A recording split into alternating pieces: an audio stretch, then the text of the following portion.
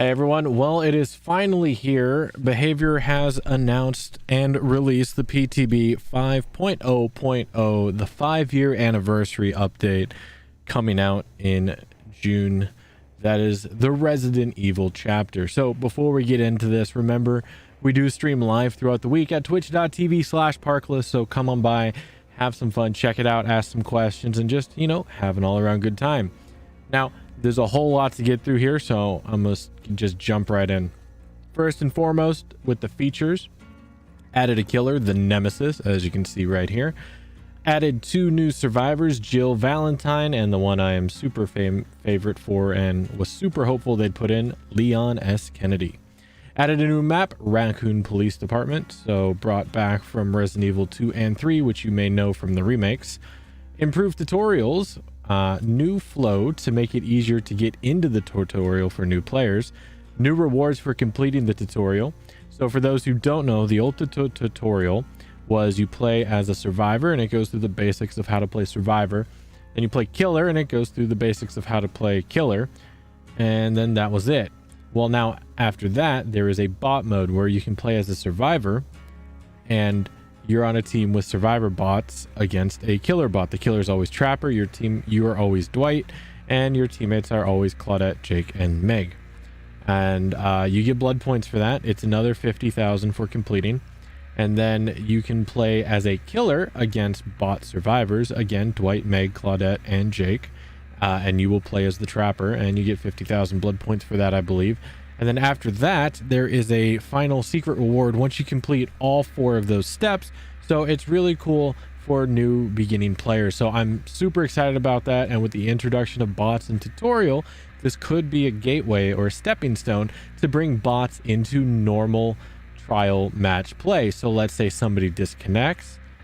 Now a bot might take their place. There could be an adjustable scale. So depending on the rank, it could be a master level bot if at rank 4 through 5, red ranks. I mean, I guess they're going to be coming in with MMR at some point, but we'll see. It just opens the door for some potential really cool things in the future. So new players to the game will see more descriptive tooltips in the lobby and match results screen.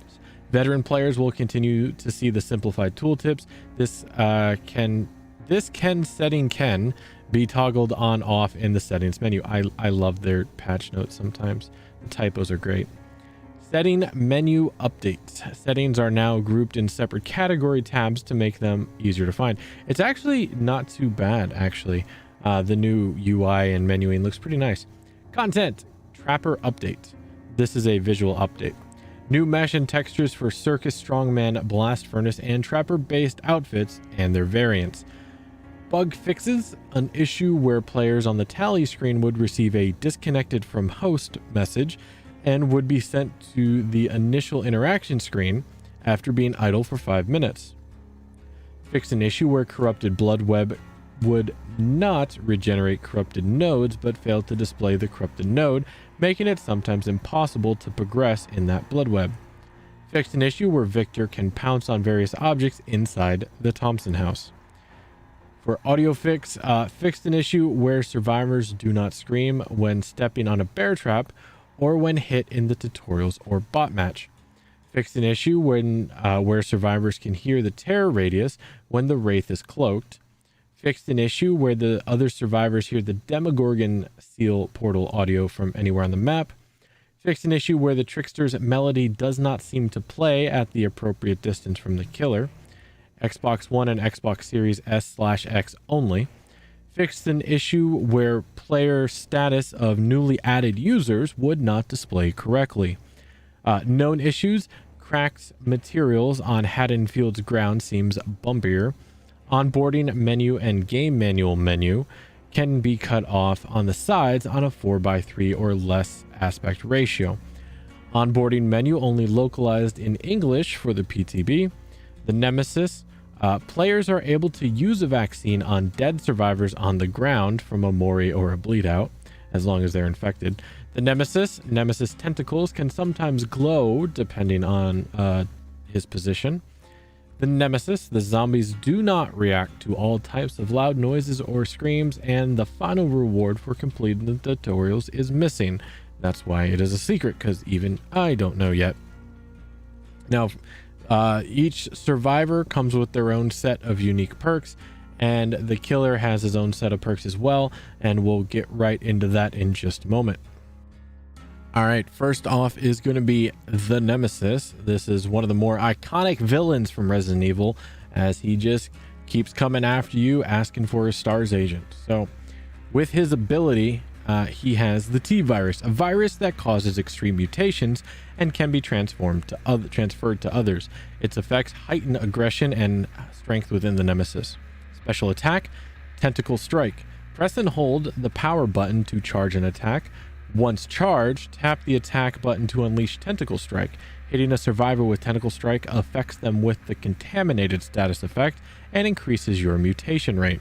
If a survivor is already contaminated, Tentacle Strike damages their health. Survivors can cure contamination by using a vaccine found in supply cases on themselves and other survivors.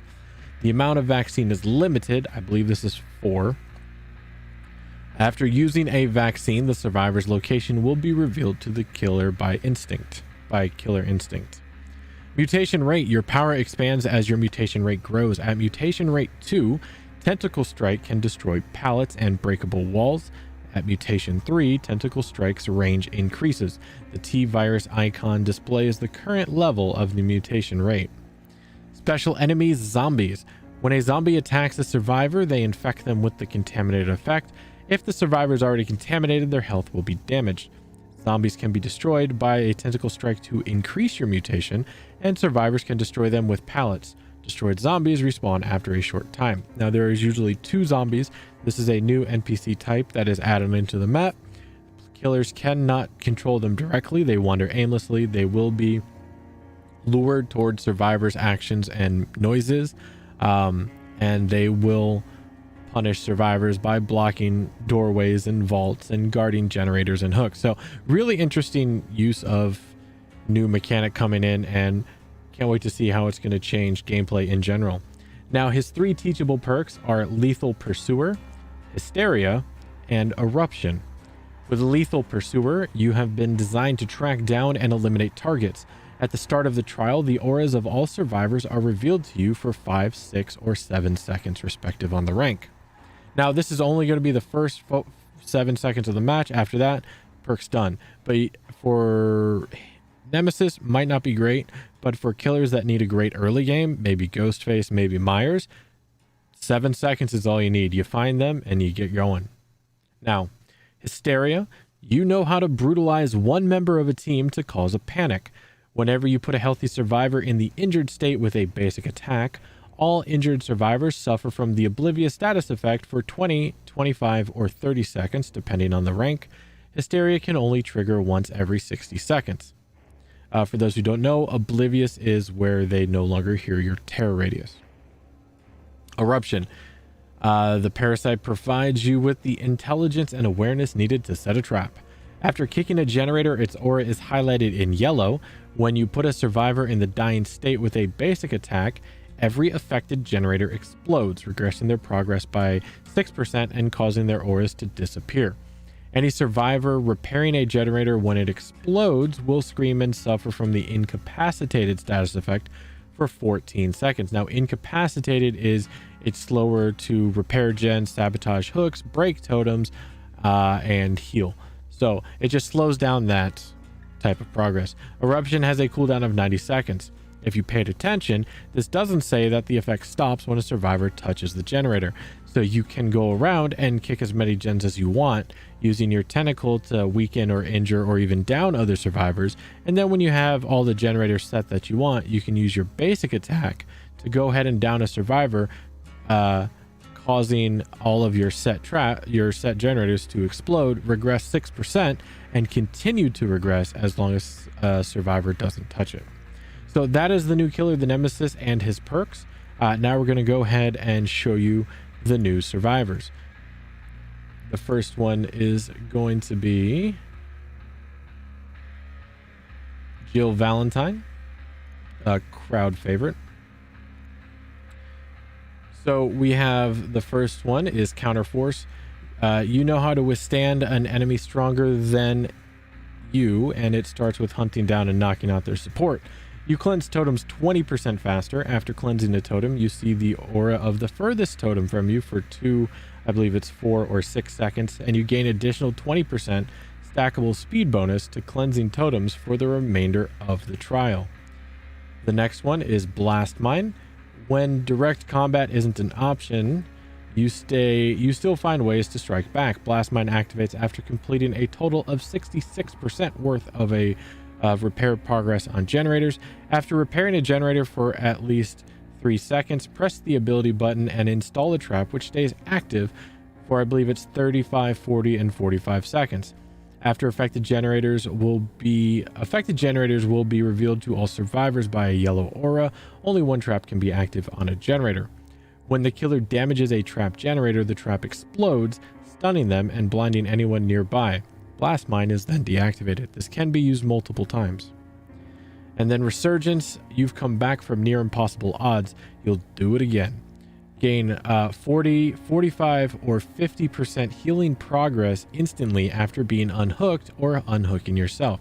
This means whenever you are unhooked, your healing status bar is set to 40, 45, or 50%. And then let's say somebody has will make it, you'll be healed to full in probably less than 4 seconds because you're already at that 50% mark. So really interesting perk. And then we're going to go over to Leon S. Kennedy, my boy. We got Bite the Bullet. Pain hurts you as much as anyone, but you'd prefer others didn't know that. You make no noise, including grunts of pain, when healing. There is no noise notification on failed healing skill checks, and healing regresses only by 3, 2, or 1%, depending on the rank. So failing a skill check will only regress the healing by 1%, and you make no noise. Flashbang. You've adapted to a world in chaos and making what you can from the debris.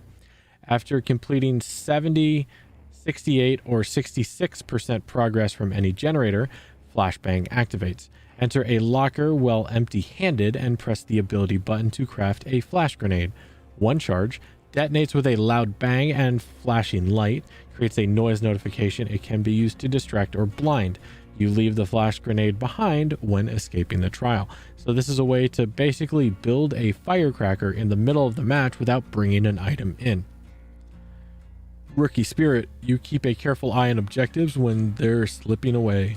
Complete 5, 4, or 3 good or great skill checks while repairing generators to activate Rookie Spirit for the remainder of the trial. Once active, you can see the aura of regressing generators. That is no range. If the generator is regressing, you will see its aura as long as you've hit these skill checks. So I hope you found this informative. I'll catch you guys on the PTB.